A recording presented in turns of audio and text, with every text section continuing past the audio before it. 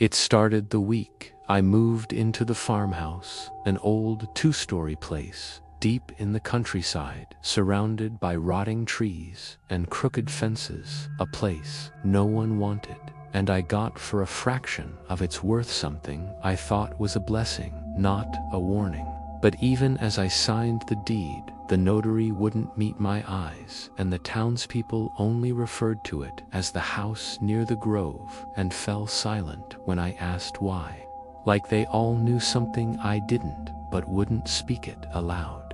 And the moment I stepped inside, I felt this pressure in the air, thick and unnatural, like walking into a room where something terrible just happened, but no one's saying it. And the floor creaked, not with weight, but like it was breathing, like the house itself was watching me step over its ribs.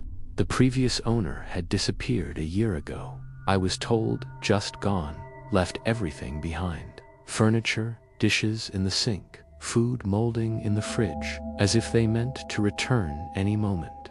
But their shoes were still at the door. And their phone was found on the bed, showing 74 missed calls from a contact labeled Dan T. Answer. I should have run then, but I didn't, because that's how these things begin. With a shrug and a lie, we tell ourselves, it's just old, it's just settling, it's just your imagination. The first night, I heard it. Footsteps upstairs, slow, dragging, rhythmic, except I hadn't gone upstairs yet, hadn't even opened those doors. The hallway above creaked like someone was pacing just above my bed. And when I finally mustered the courage to check, the room was empty. But ice-cold breath visible in July, and the walls were carved with dozens of tiny handprints, some no bigger than a rat's paw, pressed deep into the plaster, like they'd been made from the inside out. I began waking at 2:46 a.m. every night, always the same time, and each time I'd hear a whisper, a name not mine, but spoken right beside my ear, Thatcher or Eleanor, or sometimes just "it's hungry." And one night, I woke with my own hand pressed over my mouth so hard I'd bruised my lip. But I lived alone. The power would fail only at night. My phone would glitch and open the camera app, always pointing to the attic door. Every morning, I'd find muddy footprints in the kitchen, shaped like bare feet, wide, splayed toes, never mine. And the deeper I explored the house, the more it changed. Doors that wouldn't open one day led to full rooms the next. Entire hallways I never remembered seeing before. Closets that stretched too far inward, like tunnels bored into the walls. And once I found a staircase that spiraled downward behind the pantry. But when I returned with a flashlight, it was gone.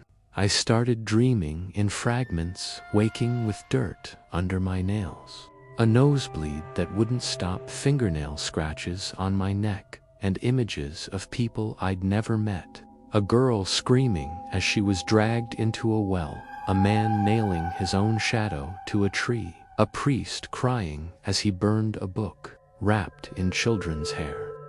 Then the mirror cracked, not broke, not shattered, but cracked down the middle. And when I looked into it, my reflection didn't copy me anymore.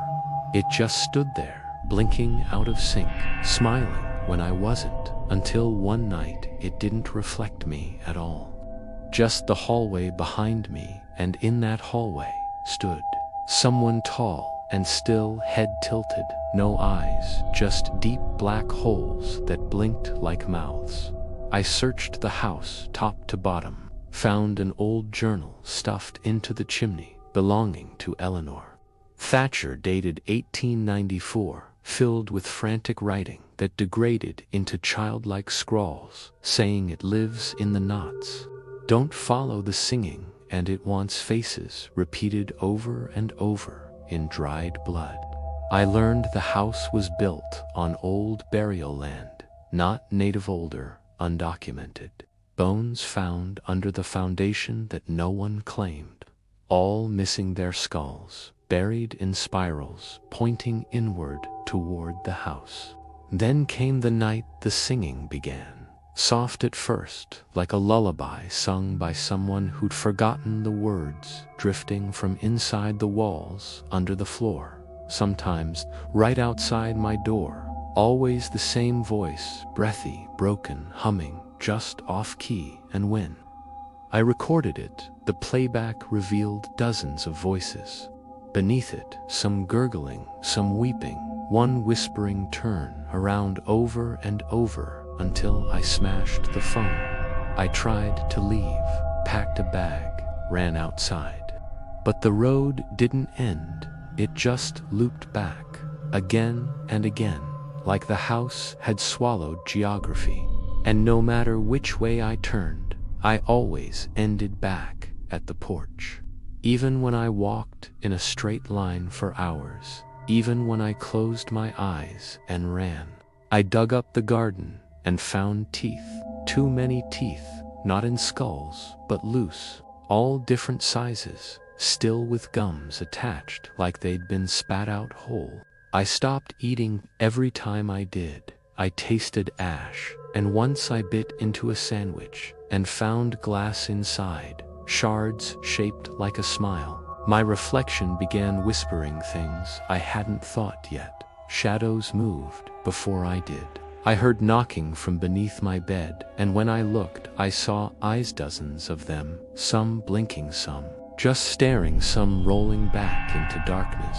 And when I crawled away, I heard them laughing, a bubbling, choking sound, like something drowning in mud.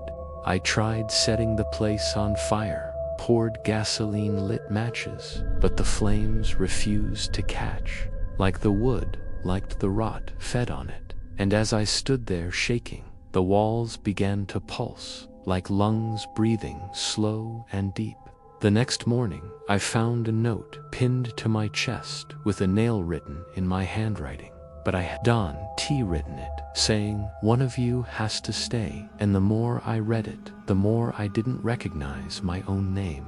My memories began falling apart, faces of my parents blurred. I couldn't remember my sister's voice. My childhood flickered in and out like a dying signal, and I realized Di wasn't forgetting.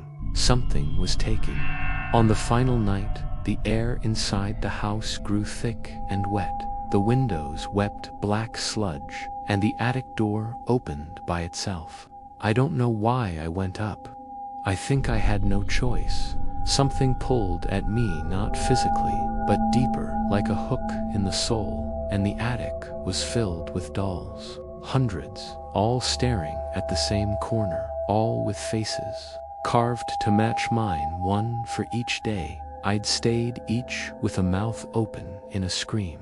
And there in the far corner, the wall split open, not a door, not a hatch, just a split in the wood, like a mouth tearing open, and something crawled out, not fast, not violent, but slow, patient, like it had waited so long and now wanted to savor me. And it was me, a version of me, but wrong. Two tall bones, bending where joints shouldn't be, skin stitched from mine eyes, made of mirror glass, and it spoke in a voice made of every scream I'd ever heard in this place, saying, "Now you watch."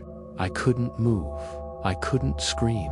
I watched as it stepped into me, through me, and I felt it settle like cold water in the lungs, like a second skin pulling tight around my mind. And the last thing I saw before everything went black was my own reflection, smiling back at me, mouthing, "Thank you." Now I sit in this house. I smile when people drive by. Sometimes they stop. They ask about the property, say it looks peaceful. I tell them it's quiet, full of potential. I never leave the porch. I don't blink when I'm alone. And at night, I still hum the song, the one the house taught me, the one with no words. Soon someone else will come. The house is hungry again.